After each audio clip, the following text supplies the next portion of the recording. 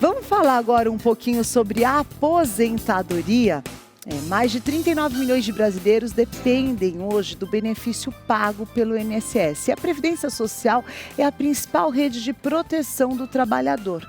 Mas depois da reforma da Previdência em 2019, as regras mudaram, as exigências aumentaram e as dúvidas cresceram. Qual que é a idade mínima? Qual que é o tempo de contribuição?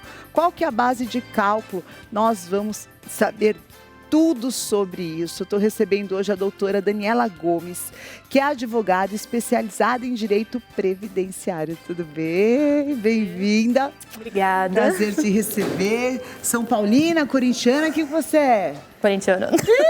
Ai, ai. Gente, acho que isso aqui é um complô, gente. Tem que tomar cuidado. Tem algum São Paulino aqui? Aninha, ainda bem. Nós somos maioria. É maioria, eu sei. Mas a gente vai continuar firme. Ai, ai, ai. Olha, tem muitas dúvidas, doutora. As pessoas não sabem mais como é que vai ficar a aposentadoria. Se é que um dia vai conseguir aposentar. Essa é a grande questão, não né? é? Vou ter que trabalhar pro resto da vida. Então a gente selecionou. Primeiro eu queria que você explicasse quais foram as principais mudanças dessa última reforma que causa muita confusão na cabeça das pessoas. É assim, são muitas mudanças, tá? Então, para a gente conseguir entender, vamos para as principais. Quando a gente fala de uma reforma de Previdência, a gente fala de uma reforma constitucional. Então, uma reforma grande, tá? E a principal coisa que a gente teve, entre elas, foi a alteração na pensão. A pensão foi uma coisa que, assim, até agora eu não aceitei. Porque imagina um trabalhador que contribuiu a vida inteira, aposentou, veio a óbito. A companheira dele espera receber a pensão. A pensão antes era 100%, agora ela é 60%. Olha que valor. E esse 60%, eles acreditam que é justo porque diminuiu uma vida. Só que a casa é a mesma, as contas estão lá e essa pessoa, ela é idosa. Então essa foi uma mudança que para mim foi uma, assim, que mais doeu.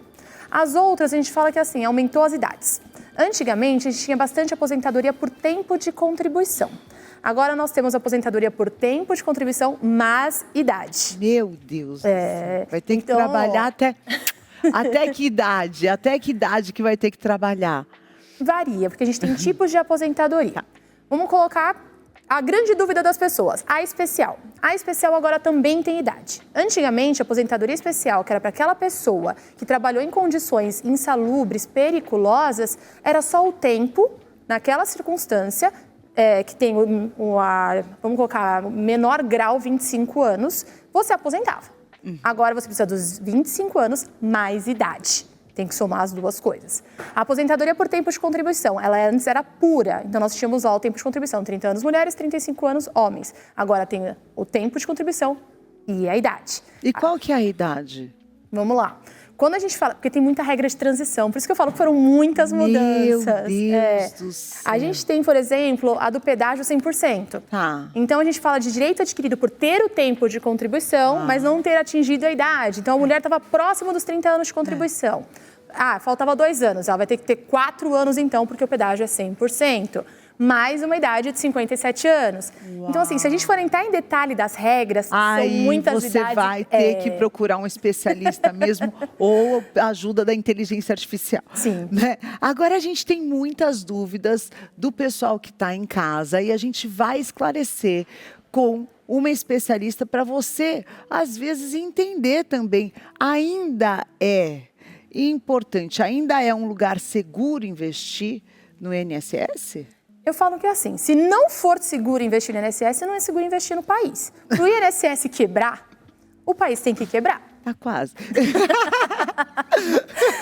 Então, assim, é um pouco polêmico. O que acontece? O INSS vai quebrar? Na minha visão, não. Tá. Mas o que vai acontecer? Os benefícios vão tender cada vez mais a salário mínimo. Tá? Como isso acontece? Aí vem uma das regras da mudança também. Antigamente, a gente tinha a média de 100%. Então, eu contribuí, minha vida contributiva, 100% do valor, pego os 80 maiores, a gente tem o valor da sua aposentadoria. Tá. Hoje, a aposentadoria por idade, por exemplo, eu pego 100% dos meus salários e eu vou dividir por 60%. Entende? É uma alíquota de corte. Uau. E aí, a regra é, passada 15 anos, Então, para aposentadoria por idade, eu preciso, vamos dar o exemplo do homem, 65 anos, 15 anos de contribuição. Quando eu falo de reforma, eu falo que esses 15 anos eu atingi eles. Eu tenho 60% dos meus 100%. Só que cada ano que eu passar dos 15 anos de contribuição, são 2% a mais. Tá? Então aí vai ganhar um pouquinho mais quando passar dos 15 anos. Então, aí vale a pena procurar um especialista para saber qual que é o melhor momento para se aposentar. Na verdade, o que eu falo? Depende da sua contribuição também. Porque imaginemos aqui, minha vida inteira eu paguei salário mínimo. Vai fazer diferença a alíquota de 60? Não. Não, porque o mínimo é salário mínimo. Então, se eu colocar 60 e der menos de um salário mínimo, vai ficar um salário mínimo. Então, eu preciso continuar contribuindo para aumentar a alíquota? Não, vai ficar salário mínimo. Agora, eu contribuo a minha vida inteira por 3 mil. Aí eu vou colocar uma alíquota de 60. Olha o prejuízo. A pessoa vai reduzir a média dela. Então, eu falo, tudo depende do cenário. A gente precisa entender a sua vida contributiva e a sua idade para entender qual é o melhor benefício para você. Tá. Vamos lá para as dúvidas das pessoas nas ruas. O Wesley Francis, que é modelador. Roda o vídeo. Começa a trabalhar logo cedo, ela também vai conseguir se aposentar cedo? Não. A grande questão, né? Já está trabalhando pensando que dia que eu vou aposentar. Eu também penso. Mas o que acontece? Quando a gente começa a trabalhar cedo, a gente tem um tempo de contribuição maior. E a gente tem as regras de transição. Então, quanto maior o seu tempo de contribuição, você tem mais chances de entrar na regra de transição e não ficar pendente de uma idade. Entende? Então, tem algumas vantagens. Vamos tentar dar exemplos para ficar mais visual. Né? Que eu falo assim, que eu falo para os meus clientes, eu percebo a cabecinha assim, ó. Aí, quer dizer, não entendeu nada. Então, por exemplo, a pessoa começou a trabalhar 14 anos. Tá. Vamos colocar os 14 anos, porque é o rural. E começa dos 14. Tá. O FHC aqui virou 16 anos, mas a gente considera 14. Com 14 anos, eu comecei a contribuir para o INSS, estava trabalhando bonitinho. Eu consegui implementar, vamos colocar um homem, 35 anos de contribuição. Tá. Eu já posso aposentar antes da reforma 2019. Se até 2019 eu não cheguei nos 35 anos de contribuição, mas eu fiquei perto, eu tenho os pedágios de 50% e de 100% do tempo que falta. Tá. Então, é uma vantagem ter o tempo para as regras de tempo de contribuição.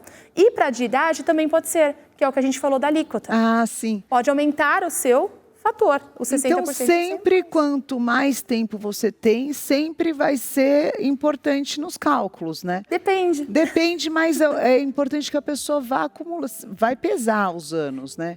Então, se for o salário mínimo, não. Se for o salário mínimo, até quantos anos, assim, fica equiparado em todas as bases de cálculo? Todas as bases vão ficar porque salário mínimo é salário mínimo. Então, não importa se é 15, se é 20, se é 30, porque não adianta eu aumentar o coeficiente de 60 para 70, 80, se vai ser salário mínimo. Então, ótimo. Esse não vai fazer diferença. Agora, se a gente fala de uma aposentadoria de uns R$ 4.500, aí sim faz diferença o tempo.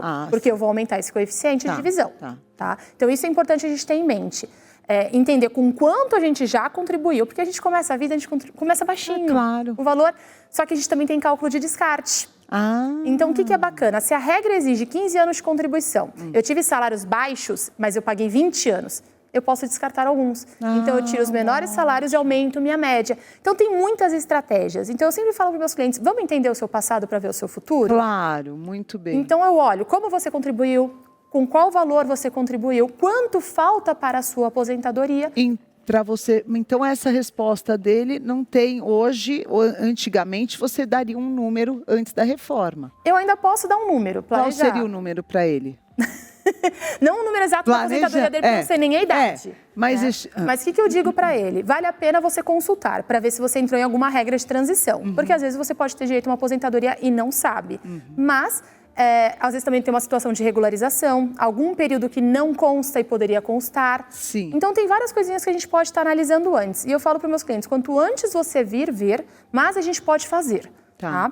Porque quando a gente fala de CLT, não tem muito o que fazer. Porque o CLT é contribuição descontada em folha. Então, ela é fixa. Quando a gente fala de um MEI, também não tem muito o que fazer, porque a contribuição também é fixa e a gente tem a alíquota especial de 5%. Mas o PJ... O PJ, ele pode fazer o que ele quiser. Vamos colocar assim, né? Ele faz a retirada do prolabore dele. O prolabore dele é flutuante. E sobre esse valor, a gente faz a retirada de INSS. A maior parte dos empresários faz sobre o salário mínimo. E ele esquece que ele teve um passado contributivo antes. Às vezes ele trabalhou num banco, às vezes numa montadora, e ele teve um salário alto. E agora ele está pagando o salário mínimo. Como está ficando a média dele? Dá para consertar isso? Dá. É isso que a gente vê. Ah, muito bem. Vamos para a segunda pergunta de hoje. Se o INSS negar o meu benefício, eu tenho direito em recorrer e conseguir o benefício de volta? Ou é complicado essa transação toda? Vamos lá.